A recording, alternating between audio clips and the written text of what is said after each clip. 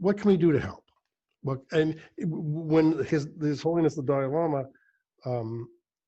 wrote us a letter to Lions Roar and Tibet House, offering his personal support for this virtual summit. And he suggested several topics that were important to him that he wanted to make sure we addressed.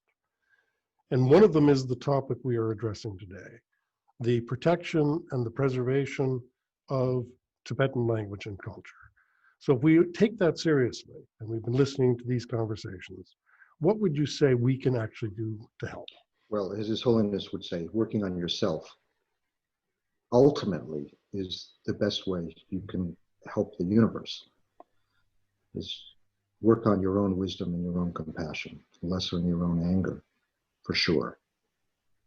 I think that we're in a unique situation right now where people are extremely skeptical of the Chinese Communist Party, as that people have not made as much money as they thought they would, which allowed them to selectively not see the human rights abuses and civil rights abuses that have been part of the structure of the Communist Party control of China.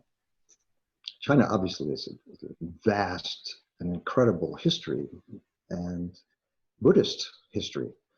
And that's still part of their culture, but the Communist Party has really been systematically destroying everything of value that has to do with spirit and mind. And they have quite a mercantile culture that's evolving there right now. We at ICT, International Campaign for Tibet, have been very successful over the last 30 years in the US Congress. And just over the last few days, I've been talking to people on both sides of the aisle, in the Senate and the House. We have a bill that's going through right now. The main part of that bill, it's an addendum to the Tibet Policy Act of 2002, which we were able to get enacted into law. But this would be about the succession of the Dalai Lama. The Chinese obviously are waiting for His Holiness to die, and they have various puppets ready to go to fill that vacuum. And it's very important that the international community comes right out in front and says, no, it's not up to the Communist Party, it's up to the Tibetan people, and specifically Tibetan Buddhists, to decide who the next Dalai Lama will be, if in fact they want one. This will be American policy, will be part of American law because of the work we're doing. Now, we have offices in Europe as well. I think we'll have some people listening to this broadcast, I hope, from Europe as well. These kind of things can also be passed into law in Europe. The EU, specific countries also.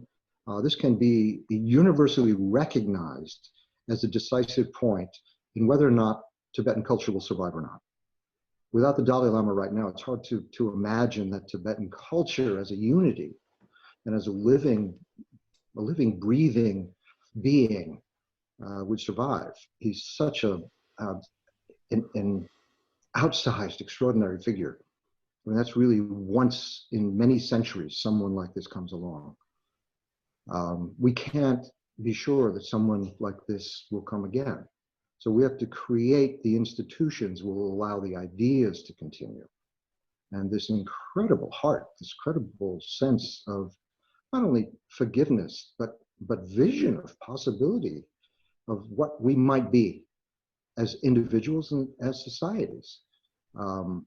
Really able to touch the deepest part of love and compassion and being, and find a way that is universal, and that's the way we communicate with each other on all levels of society. However this dream of reality evolves, in whatever interesting way it does in the movie and television of our lives, that these ideas are central and remain central and are never forgotten.